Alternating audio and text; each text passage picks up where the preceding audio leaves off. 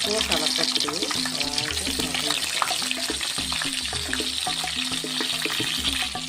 అలా వంకాయ అంతా వేసుకున్నాం కదా, దీనిపైన మూత పెట్టండి. అలా మగ్గుతుంది.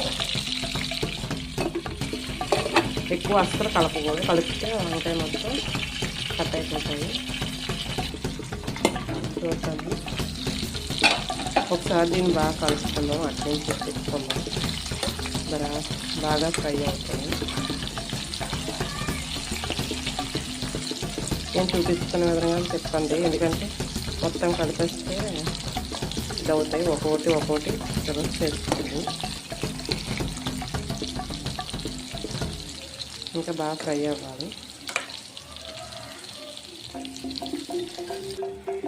చూద్దాము. ఇంకా బాగా మగ్గిపోయింది. ఇంకా ఒక 2 minutes మగ్గితే అయిపోతుంది.